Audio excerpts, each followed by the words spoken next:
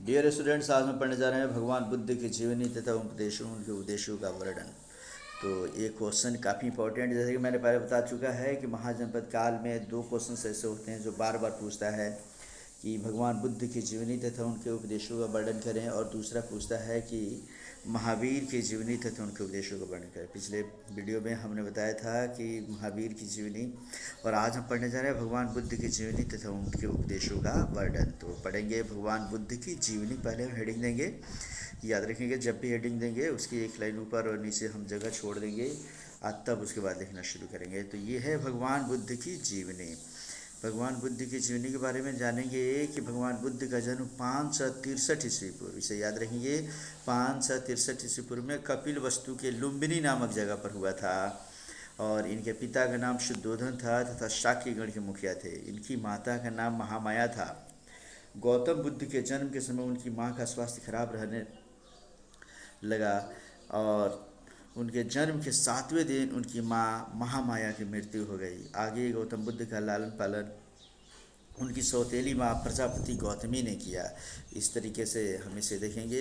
प्रजापति गौतमी, गौतम बुद्ध के बचपन का नाम जो है वह हम पढ़ेंगे कि सिद्धार्थ था, और इस तरीके से उनमें जो आगे चलकर गौतम के नाम से वे विख्यात हुए। तो इसे समझेंगे, सिद्धार्थ नाम का बच्चा कल के डेट में वो गौतम बुद्ध के नाम से जाना जाएगा, जो उनकी माँ की मृत्यु के बाद उनकी माता जो है प्रजापति गौतमी, जो उनकी लालन पालन करती है,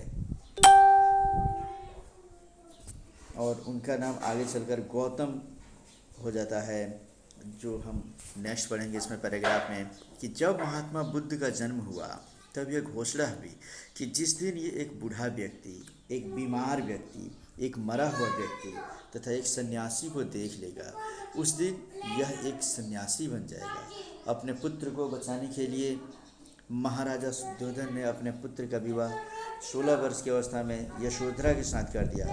गौतम बुद्ध को एक पुत्र की प्राप्ति हुई जिसका नाम राहुल था। इस तरह गौतम बुद्ध गृहस्थ जीवन में उलझ गए, परंतु इनका इन सब में मन नहीं लगता था। अर्थात गौतम बुद्ध के बारे में जानेंगे। जैसे ही उनका जन्म हुआ, जन्म के समय ही उनके बारे में भविष्यवाणी कर दी गई कि जिस दिन ये 4 चीज़ों को एक साथ देख लेंगे उसी दिन ये सन्यासी हो जाएंगे, घर को छोड़ देंगे। पिता उनके सोचे कि ये लड़का चूँकि संसारिक मोह माया के चक्र में न पड़कर ये दुनिया को, हम लोगों को छोड़कर और ये चला जाएगा, सन्यासी हो जाएगा, इसलिए उनकी शादी भी कराए। 16 वर्ष की अवस्था में उनकी शादी यशोधरा से करा दी गई, और उन्हें एक पुत्र की प्राप्ति भी हुई जिसका नाम राहुल था। परंतु ये सब उनको किसी प्रकार का मोह माया उनको रोक नहीं पाया। आगे हम पढ़ेंगे कि अंततोगत्वा वही हुआ जिसका डर था। एक दिन गौतम बुद्ध ने उन चारों व्यक्तियों को देख लिया तथा 29 वर्ष की अवस्था में उन्होंने अपने गृह तथा परिवार का त्याग कर दिए तथा संन्यास जीवन को धारण कर लिए, जिसे बौद्ध धर्म में महाभिनिष्क्रमण कहा जाता है। मतलब घर छोड़ने की, घर सत्य की खोज में गृह को त्यागने की क्रिया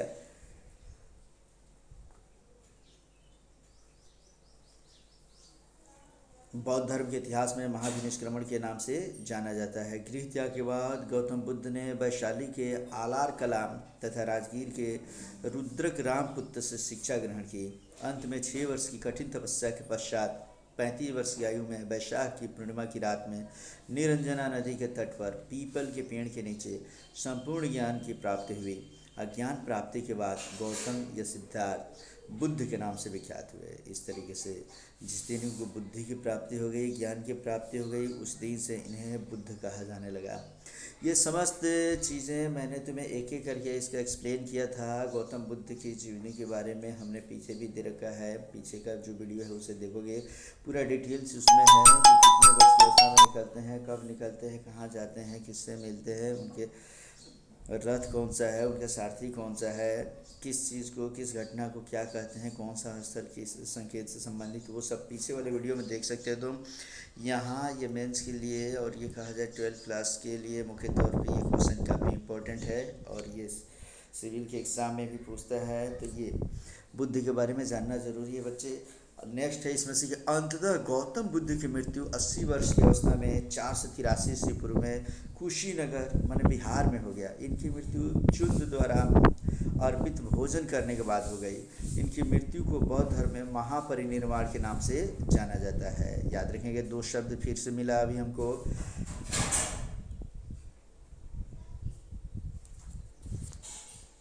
एक मिला था महाविनिष्क्रमण, घर छोड़ने की घटना को महाविनिष्क्रमण कहते हैं, और मृत्यु को महापरिनिर्वाण के नाम से जाना जाता है।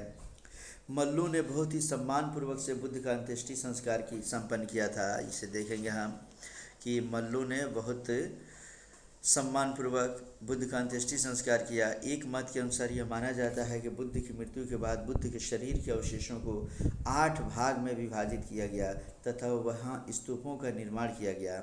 ज्ञान प्राप्ति के बाद ही गौतम बुद्ध ने एक धर्म चलाया था, बौद्ध धर्म। बौद्धों के लिए स्तूप सबसे पवित्र स्थान होता है। इनके मृत्यु को निर्वाण के नाम से भी जाना जाता है। बुद्ध की मृत्यु के बाद बौद्ध धर्म 2 भागों में बट गया। तो इस तरीके से बौद्ध धर्म की अगर हम बात करें तो बुद्ध की जीवनी हम अभी तक पढ़े कि बुद्ध का जन्म कब हुआ, कहाँ हुआ, माता कौन थी, बी माता कौन थी, लालन पालन किसने किया, माँ की मृत्यु के बाद पिता कौन थे, ये सब चीज़ों को अध्ययन करते हुए फिर उन्होंने ज्ञान की प्राप्ति के लिए अपने 29वें वर्ष की अवस्था में अपनी पत्नी यशोधरा और राहुल पुत्र को छोड़कर ये ज्ञान की प्राप्ति में निकल गए। और गए तो कई लोगों से मिलने के बाद फिर जब ये गए तो किस नदी के किनारे, किस पर्वत के किनारे, इनको किस पेड़ के नीचे इनको ज्ञान की प्राप्ति हुई, ये सब तुम देख लेते हो बच्चे।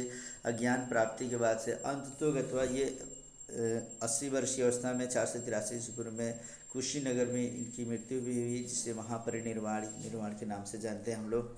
तो इस तरीके से बुद्ध का जीवन जो है, जीवन परिचय हम पहले भी बता चुके हैं और यहाँ भी बताया, ये कंप्लीट किए हैं हम लोग। अब इसमें दूसरा हेडिंग हम देंगे गौतम बुद्ध के उपदेश। ये इम्पोर्टेंट है इस चैप्टर में, इसलिए कि बुद्ध की जीवनी पहले भी मैं भेज चुका हूँ। यहाँ पर हम लोग गौतम बुद्ध के उपदेश।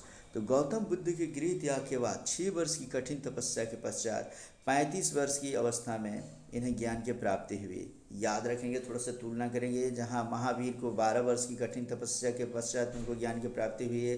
30 वर्ष की अवस्था में वो घर छोड़े थे। गौतम बुद्ध 29 वर्ष की अवस्था में घर छोड़े थे।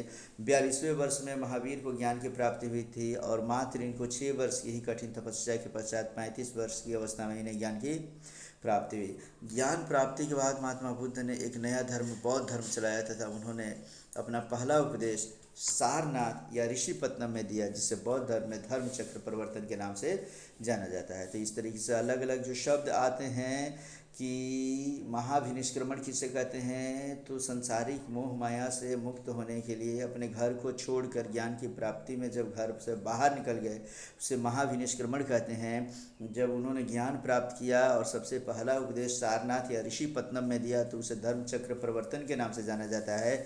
और जब ये मृत्यु को प्राप्त करेंगे तो उसे महापरिनिर्वाण के नाम से जाना जाएगा। ये तीनों शब्द काफ़ी इंपॉर्टेंट, याद रखेंगे हम लोग। फिर कहते हैं इसमें से कि बुद्ध ने सांसारिक दुखों के संबंध में 4 आर्य सत्यों का उपदेश दिया। उन्होंने बताया कि इस संसार में यदि तुम हो तो 4 आर्य सत्य है। मैंने समझो कि बिल्कुल जो सत्य है वह है कि दुख समुदाय, दुख निरोध और दुख निरोध गामिनी। इस तरीके से ये 4 आर्य सत्य है कि मैंने दुख क्या है, दुख समुदाय क्या है, दुख निरोध क्या है, दुख निरोध गामिनी क्या है।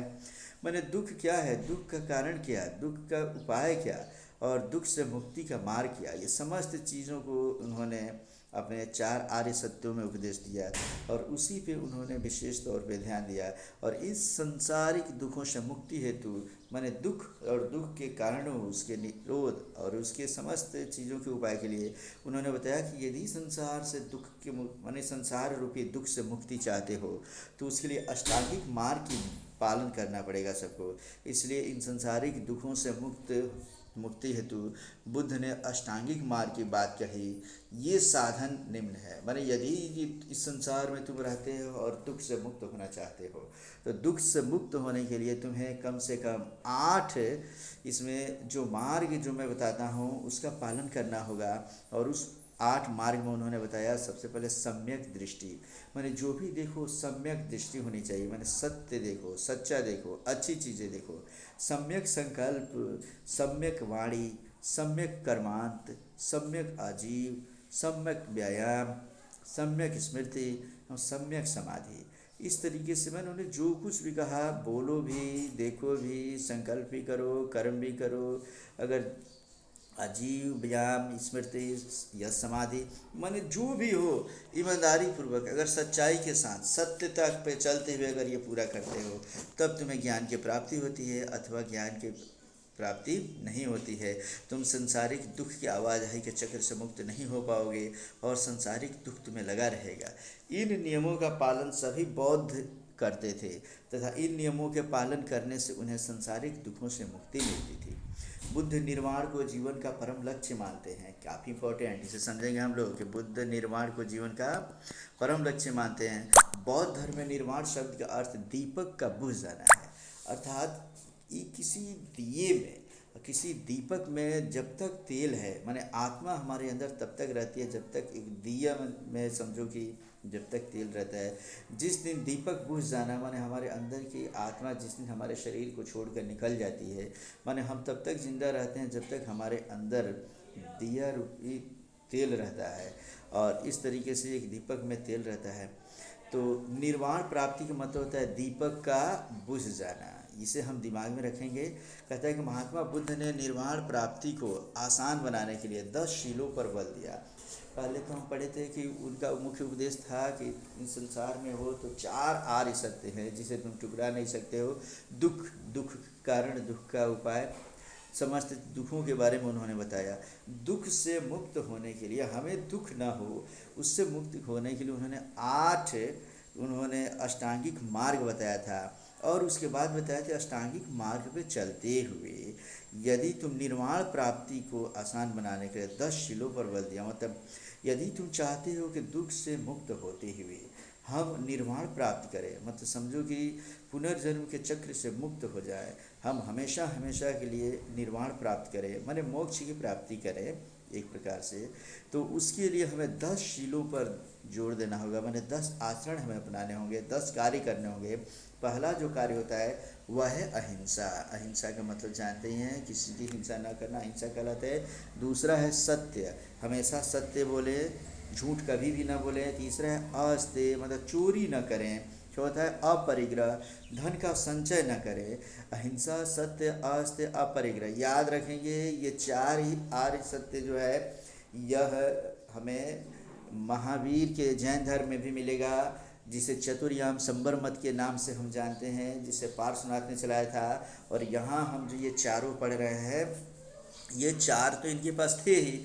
4 के बाद समझो कि महावीर स्वामी ने इसमें एक ब्रह्मचर्य जोड़ा था, जिसे पंचशिखीय मत के नाम से जाना गया। और यहाँ जो हम बौद्ध धर्म पढ़ रहे हैं, तो बौद्ध धर्म में जो 10 शील पर जोर दिया गया, 10 शील में है अहिंसा, सत्य, अस्तेय, अपरिग्रह, मद्य सेवन न करना। मद्य का मतलब होता है शराब, शराब का सेवन नहीं करना है। छठा है असमय भोजन न करना, भोजन के लिए जो समय निर्धारित कर दिए गए हैं उसी के अनुसार भोजन करना है, ऐसे भोजन नहीं करना है। सुखप्रद बिस्तर पर नहीं सोना, माने ऐसा बिस्तर जिसमें हमें सुख मिले, माने गद्देदार बिस्तरों पे नहीं सोना है। धन संचय न करना, धन को संचय नहीं करना है। स्त्रियों से दूर रहना। और 10वां नंबर नृत्य ज्ञान आदि से दूर रहना, माने नृत्य, संगीत, स्त्री, इस सब से दूर रहने की बातें करता है। और ये बौद्ध धर्म कहता है कि यदि इस 10 शीलों का पर अगर बल दिया जाए तो कोई भी व्यक्ति निर्वाण प्राप्त कर सकता है। इन 10 शीलों को पालन कर कोई भी व्यक्ति निर्वाण को प्राप्ति कर सकता है तथा अपने जीवन के परम लक्ष्य को पा सकता है। जो व्यक्ति गृहस्थ जीवन का पालन करते थे उनके लिए प्रथम 5 शीलों का पालन करना अनिवार्य था। मतलब जो गृहस्थ जीवन, बौद्ध धर्म एक ऐसा धर्म है जिसमें गृहस्थ जीवन में रहते हुए भी जीवन जीने की बातें की गई है। और चाहो तो श्रमण श्रमिका बनकर, माने घर को त्याग कर तब भी इसका सदस्य बना जा सकता है। तो जो घर पे रहते हैं उनके लिए 5 उन्होंने शीलों पे जोड़ दिया कि अहिंसा, सत्य, अस्तेय, अपरिग्रह तथा मद्य सेवन न करना। ये 5 ऐसे कार्य थे जो घर पे रह कर भी आप प्रथम 5 शीलों का पालन कर आप बौद्ध धर्म को अपना सकते हैं और बौद्ध धर्म में निर्वाण प्राप्त कर सकते हैं। तो जो व्यक्ति गृहस्थ जीवन का पालन करते थे, यहाँ फिर से देखेंगे हम लोग कि जो व्यक्ति गृहस्थ जीवन का पालन करते थे उनके लिए प्रथम 5 शीलों को पालन करना अनिवार्य था, और भिक्षुओं बौद्धों के लिए इन 10 शीलों को पालन का अनिवार्य था। मतलब जो बौद्ध भिक्षु थे उनके लिए 10 शील का पालन करना था, लेकिन जो इसमें से जो अपने गृहस्थ जीवन को जीते हुए बौद्ध धर्म को अपनाना चाहते थे उनको कम से कम शुरू का 5 शील का माने पालन करना जरूरी था। शील का मतलब होता है कि अच्छे कार्य आचरण। तो इस तरीके से महात्मा बुद्ध ने मध्यम मार्ग का उपदेश दिया था, जिसे मध्यमा प्रतिपद का भी उपदेश कहा जाता है। मध्यम मार्ग उसे कहते हैं जिस मार्ग में न तो बहुत ज़्यादा कठोरता होती है न बहुत ज़्यादा लचीलापन होता है। सामान्य तौर पे कोई भी व्यक्ति इसे अपना सकता है, उसे हम मध्यम मार्ग कहते हैं। तो ये काफ़ी इम्पोर्टेंट, ये पूछता है कि बुद्ध ने कौन सा मार्ग को अपनाया था, तो मध्यम मार्ग हम बोलेंगे। इस तरह महात्मा बुद्ध ने कई सारे महत्वपूर्ण उपदेश दिए जो मनुष्यों को निर्वाण प्राप्ति तथा जीवन जीने में सहायता किया। तो इस तरीके से ये महात्मा बुद्ध के जो उपदेश है वो हम पढ़ चुके हैं। महात्मा बुद्ध के जो उपदेश है उस पर एक नज़र और डालते हैं कि उन्होंने जो उपदेश दिया, तो सबसे पहली बात कि उन्होंने 4 आर्य सत्य बताए। और 4 आर्य सत्य का मतलब हुआ कि दुख क्या है, दुख समुदय क्या है, मेरे दुख का कारण क्या है, दुख निरोध, दुख से दूर होने का उपाय क्या है, दुख निरोधगामी, किसी भी दुख से हमेशा के लिए मुक्त होने के लिए क्या क्या उपाय किए जा सकते हैं। तो दुखों से मुक्ति के लिए उन्होंने जो अष्टांगिक मार्ग बताया, सम्यक दृष्टि, सम्यक संकल्प, माणिक कर्मांता, जीव व्याप और स्मृति तथा समाधि। तो अष्टांगिक मार्ग का पालन करते हुए फिर उन्होंने जो बताया था कि कैसे अष्टांगिक मार्ग का पालन होगा, तो उसके लिए अष्टांगिक मार्ग का पालन करने के लिए हमें 10 शीलों पर चलना होता है।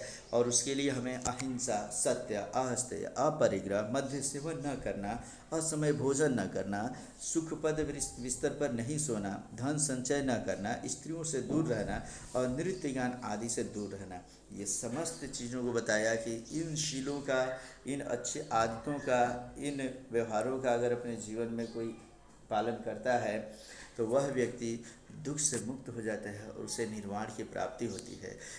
बौद्ध धर्म में जो भी व्यक्ति मरता है और वह संसारिक आवाजाही से मुक्त हो जाता है, और वह समझो कि तो वह व्यक्ति जो फिर से संसार में नहीं आता है, ऐसे लोगों के बारे में बताया गया है कि वे निर्वाण की प्राप्ति करते हैं।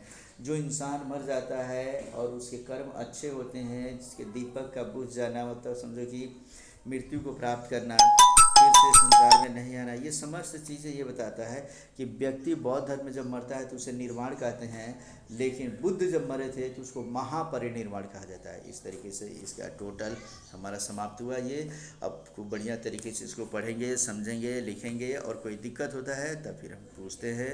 और वीडियो अच्छा लगता है तो इसे लाइक शेयर करना ना भूलो बच्चों। ओके।